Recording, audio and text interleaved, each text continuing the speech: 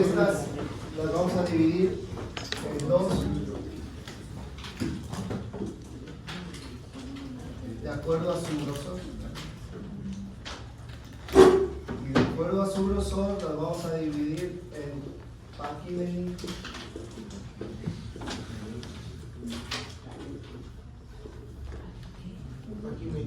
y leptomeníquez.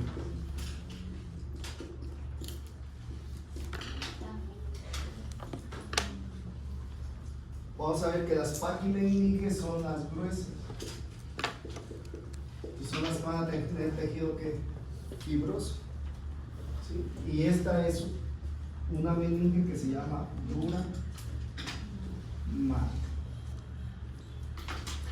La dura madre es la única que es gruesa porque es fibrosa, y todas las demás son leptomeninges porque son delgadas. Y en este caso tenemos dos, que es la aracnoides y la tía madre.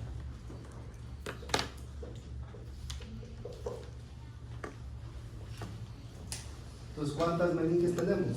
Tres: la dura madre, la aracnoides y la tía madre, dentro de las cuales la más gruesa de todas es la dura madre. Por lo tanto, cuando vamos al cadáver, lo grueso que vemos ahí, que parece cartón, pues es la que, porque tiene tejido que fibroso y elástico, pero solamente tiene más tejido fibroso. Más sin embargo, estas no, estas son delgadas y tienen más tejido que, y por eso sirven de protección, porque cuando tú brincas o cuando tú haces un movimiento brusco, tu cerebro no pega con el hueso directamente, porque estas tienen la capacidad de ser elásticas, fibrosas, y la protegen de que no vaya a lesionarse con tu mismo hueso. Bueno, vamos a estudiar la primera, que se llama ¿quién? La dura madre. La dura madre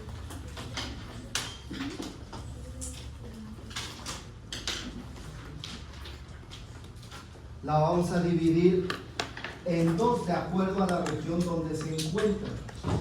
Vamos a ver que hay una dura madre que se encuentra dentro del cráneo, entonces se llama la dura madre craneal, y otra que se encuentra a nivel de la médula espinal, entonces llamamos la dura madre espinal.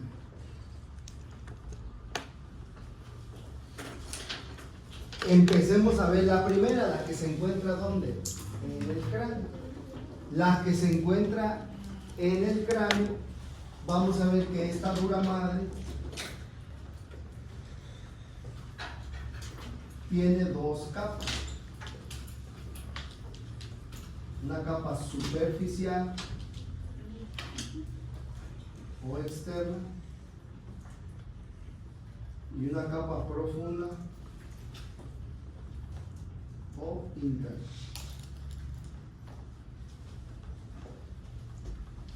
La capa superficial, en el caso de la parte craneal, forma parte del periósteo del hueso.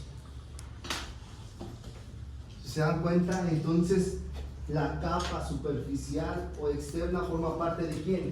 Del hueso. Y la capa profunda, pues es la dura madre como tal.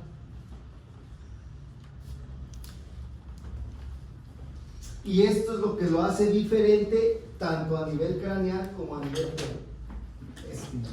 Vean, si yo les dibujara un corte de un cráneo, este es el hueso, este es el grosor del hueso, ¿sí? La capa interna de este cráneo, esta que está aquí, sería el periósteo. Y esa formaría parte de la capa ¿qué? Superficial o externa. Por lo tanto, se supone que entre cada una de ellas hay un espacio. Por ejemplo, aquí tendríamos el hueso, ¿sí o no? Entonces, entre el hueso y la dura madre tendría que haber un espacio, y ese espacio se llama el espacio epidural.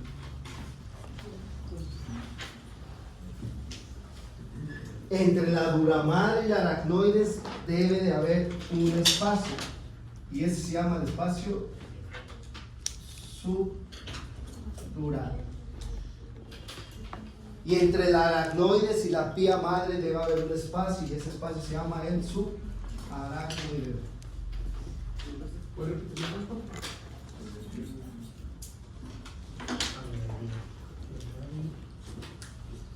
Vean, entonces entre cada uno de ellos tiene que existir un ¿qué? Un espacio. Y entre el hueso y la dura madre debe haber uno que se llama el espacio epidural. Entre la dura madre y la aracnoides debe haber un espacio, y el espacio se llama subdural. Y entre la aracnoides y la pía madre hay un espacio, y el espacio se llama subaracnoide. Pero vean, a nivel craneal, este espacio, que es el espacio epidural, es virtual, porque estamos diciendo que la capa externa forma parte del periósteo, quiere decir que está completamente ¿qué? Pegada. Y en medio de esas capas, ¿quién creen que se encuentran? Las arterias que irrigan a las meninges. ¿Cuáles eran?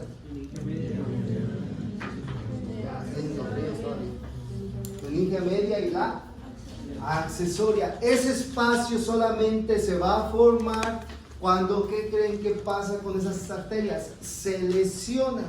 Y al lesionarse van a hacer que salga sangre a ese espacio, y que ahí con esa fuerza de esa sangre se abra el espacio. Y entonces cuando pasa eso, que hay un traumatismo cráneoencefálico y se lesiona una arteria de esas, se abre y se sale y empieza a formar esta estructura, que es un hematoma, que ustedes mente lo conocen como un coágulo.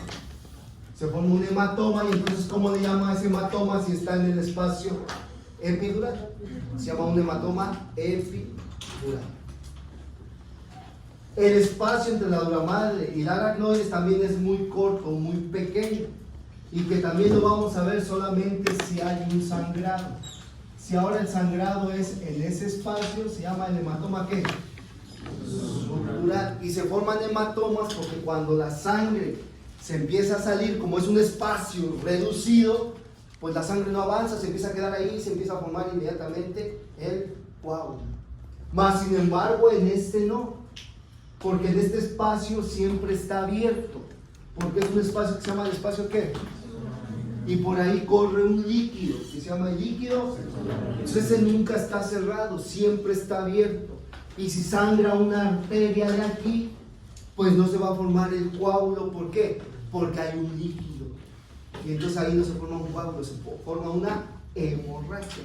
Y la hemorragia se llama la hemorragia. Entonces nunca vamos a tener un hematoma ¿qué? Sino vamos a tener una hemorragia. ¿Sí le entendieron o no? Porque eso nadie se lo va a explicar. Entonces, ¿con el epidural se contendría o habría, o sea? Depende de la cantidad de sangre, pero por lo regular es más fácil que se contenga, porque como está presionado ahí, pues se forma rápidamente un coágulo, que a diferencia que aquí sangra. Y entonces ¿cuál creen que es más peligrosa de todas? Todas son peligrosas, pero ¿cuál creen que es la más peligrosa? La subaracnoidea, porque ahí se forma coágulo y está sangre. ¿Y cómo sabes que está sangre y sangre se forma un coágulo? ¿Cómo sé? Sí. Sería un signo, ¿no? Me imagino que dependiendo de la zona. O sea, parece decir que le va a indicar que hay una hemorragia subaracnoidea. Ya tengo una pregunta. Cuando tengo un hematoma epidural, ya lo vamos a adelantar porque todavía no lo íbamos a ver, pero cuando tengo un hematoma, ¿sí? Quiere decir que está aumentando la presión intracraneana, y de acuerdo al tamaño, ¿sí? El primer signo característico, bueno, síntoma, es un síntoma característico de los pacientes que aumenta la presión intracraneana, se llama dolor de cabeza. Entonces, si yo tengo un hematoma pequeñito, pues te duele la cabeza, pero poco. Hey, después de un traumatismo craneoencefálico. No vayan a decir ahorita, ya tengo un hematoma epidural cuando me duele la cabeza. Es después de un hematoma. Pero ¿qué pasa si el hematoma está muy grandotote? Dolor insoportable. ¿Los chichones son hematomas? Sí, pero por fuera, no por dentro, este es por dentro. Hay veces que la paciente dice, tengo un chichón y se me hace que el coágulo se me va al cerebro. No, es que tan fuerte se me tiene que ver. No. Este sí es grave porque está dentro del cerebro. Está entre el cráneo y la dura mano. ¿Sí? ¿Qué otro signo característico tienen ellos? después del dolor de cabeza, vómito. Por eso siempre un paciente que se pega en la cabeza, lo primero que le decimos, oiga, si le empieza a doler muchísimo la cabeza y está vomitando, aguas, porque tenemos que hacer una tomografía. Pero si estamos viendo que el grave es este, ¿qué creen que pasa con este? Sería... Es un paciente que anda caminando y de momento, uy, me duele la cabeza y pum, pierde esta conciencia y adiós, se muere. Y digo, una hemorragia subaracnoidea. ¿Por qué si no necesita un qué? Un traumatismo encefálico. Porque ¿cuál creen que es la principal causa de los pacientes que tienen una hemorragia subaracnoidea? Que se les rompió una arteria pequeñita instantáneamente. Se llama hipertensión arterial. Los pacientes que tienen hipertensión arterial y que no toman el medicamento y que traen la presión altísima, andan caminando y de momento se rompe una arteria. ¿Dónde creen? En el espacio subaracnoideo, y de momento estaba bien y te lo dice así el familiar. Estaba bien, doctor, y la madre se empezó a decir que le dolía mucho la cabeza, pum, se desmayó, pero estaba inconsciente y se murió. ¿Qué fue? No hubo un... Ahora vean, si yo tengo un paciente que tuvo un traumatismo craneoencefálico y dijo también, empezó con un dolor de cabeza y se murió, entonces pudo haber sido un epidural o un subdural, porque por lo regular siempre estos son por hipertensión. Y la vez que no vi que tiene un traumatismo subaracnoideo, ¿qué se hace? Ahora, su compañera dice, ¿qué le hacemos? Si yo tengo un hematoma epidural, subdural y que me está ocasionando, ¿sí?, trastornos a nivel del sistema nervioso central, pues hay que quitarles ¿qué? El hematoma, y se hace una técnica que hacen los neurocirujanos que se llama craneectomía, que si cortan un pedazo hacen como una ventana, cortan así un pedazo de hueso, como una ventana y se lo quitan, para que por ahí se drene ¿qué? El hematoma y no se esté inflamando su cerebro. Y se lo dejan hasta que desinflama y después se lo vuelven a pegar o le ponen una placa de titanio, no sé si y eso es lo que se hace en estos casos. ¿Y en la subaracnoidea? O sea, en la subaracnoidea, ¿sí se salvan? Lo que estamos viendo, por lo regular estos pacientes que les pasa. Antes de que se le diagnostique. Ah, no. Los diagnosticamos cuando ya están muertos porque te dicen eso. Te dicen eso. El familiar te dice, oye, ¿y qué le pasó? Fíjese, doctor, que está todo bien. A momento dijo que le dolía la cabeza, pum, perdió esta conciencia y se murió. Es su O sea, no da ni tiempo de hacer nada. no da tiempo. Ahora, recuerden que depende de la arteria que se rompa. Si hemos diagnosticado hemorragias subaracnoideas cuando es una arteria pequeñita y que el paciente está con un montón de dolor de cabeza. Si a mí me llega un paciente que es hipertenso y llega porque le duele un montón la cabeza, ¿qué creen que es lo primero que debo hacer? Una tomografía para descartar que no vaya a ser que a lo mejor sea un vaso chiquito y que esté sangrando muy poco y que todavía me dé tiempo de hacer algo. ¿Sí? Pero cuando son hemorragias grandes, no, hombre, ni llegan al hospital, no llegan. Y por eso cuando yo tengo un paciente hipertenso y que le vale gorro que le tome el medicamento, le digo, oiga, tómese su medicamento, porque si no le va a dar una hemorragia subaracnoidea, ¿y qué le va a pasar? Se va a morir. Ni siquiera le vamos a cortar un dedo, una pata, no, se va a morir. Y el paciente no hace caso, hasta que se muere. Entonces, esto es algo muy grave. La mayoría de los pacientes que son hipertensos y que les da un evento vascular cerebral, siempre casi en subaracnoideo, y si es grande, se muere en el instante. Ahora, si es una paciente joven y le da una hemorragia subaracnoidea, ¿cuál creen que es la principal causa en los pacientes jóvenes con hemorragia subaracnoidea? Un aneurisma. Y ya, no les quiero contar porque después todos van a decir, sí, tengo un aneurisma. Pero ahí les va. Una experiencia que yo tuve. Una paciente que tenía 15 años de edad llega conmigo porque le duele ¿qué? La cabeza. Cuando empieza a hacer la semiología del dolor de cabeza, ¿sí? Me dice, si yo se las digo, ustedes las van a saber qué tiene. Llega y me dice, ay doctor, que me está doliendo mucho la cabeza. ¿Y desde cuándo te duele? No, siempre me ha dolido la cabeza. Y te duele toda la cabeza, la mitad de la cabeza, atrás de la cabeza, me duele la mitad, así nada más para que. ¿Sí? La luz me estorba, el sonido me estorba y tengo ganas de vomitar.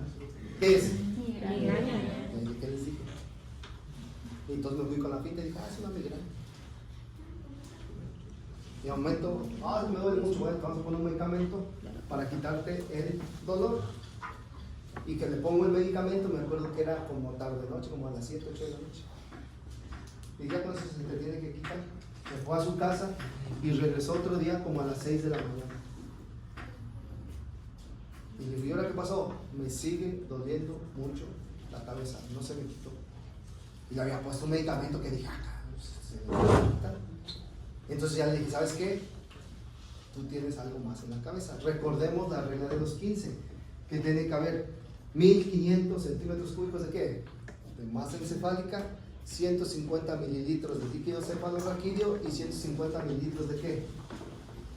De sangre. Cuando esos se elevan, provocan una enfermedad que se llama hipertensión intracraneal.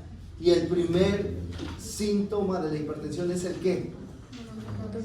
Entonces, si aumenta la masa encefálica, te va a dar dolor de cabeza. ¿Y cuándo aumenta la masa encefálica? Cuando tienes un tumor. Si aumenta el líquido cefalorraquídeo, ¿qué te va a doler? La cabeza. ¿Y cuándo aumenta el líquido cefalorraquídeo? Cuando tienes una enfermedad que se llama hidrocefalia. Pero también cuando tienes sangre, aumenta la presión intracraneal, está aumentando la cantidad de sangre y también te duele la cabeza. Entonces, cuando uno aprende eso, le duele la cabeza, tengo que pensar, tumor, líquido cefalorraquídeo o qué? O sea, ¿y qué hay que hacerle? Una tomografía. ¿Cuál es la regla de los 1500 centímetros cúbicos de masa encefálica, 150 mililitros de sangre y 150 mililitros de líquido. Quiere decir que ahorita ustedes en este momento, ¿sí?, tienen 1500 de masa encefálica, 150 mililitros de líquido cefalorraquídeo y 150 mililitros de ¿qué? ¿Cuál se llama la regla de los 15? centímetros cúbicos? De masa encefálica, sí. 1500. Sí. A media hora. Y tienen una presión intracraneal que va de 10 a 15 milímetros de mercurio. ¿Y esa 15 qué? Milímetros de mercurio. Y entonces, ¿qué creen que le hice a la paciente? Una tomografía. Pero cuando le íbamos a hacer la tomografía, ¿qué creen que pasó? Empezó a decirme, me duele mucho la cabeza, mucho. Y que me dice, no me deje morir. Y dije, no se va a morir. Dije, se va a morir. Y cuando me dijo, no me deje morir, empezó con dificultad para respirar, hizo un paro respiratorio, la llevamos rápidamente a la tomografía y realmente era una hemorragia que...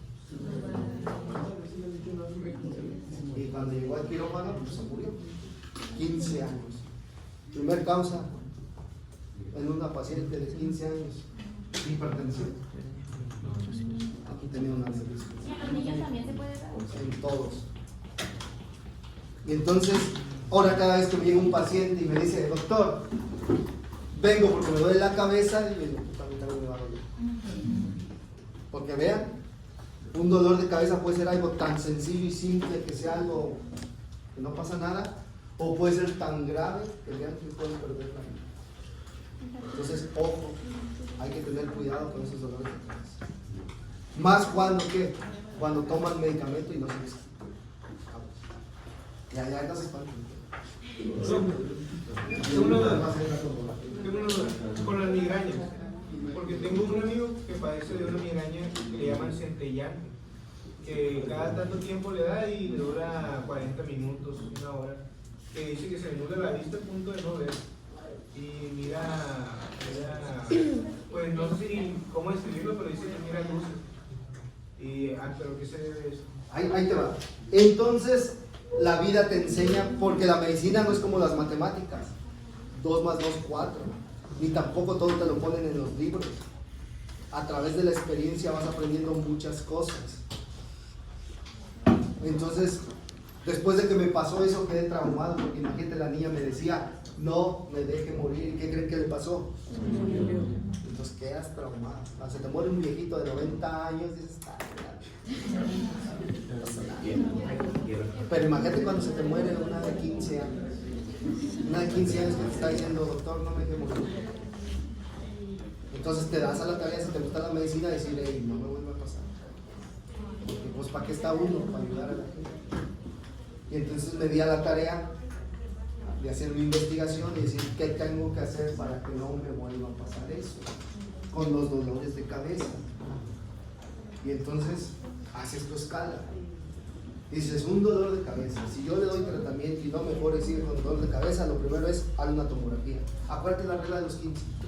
Primero descarta que no tenga un qué. Fíjate, les voy a platicar otro caso. Ese no se murió. Ese sí.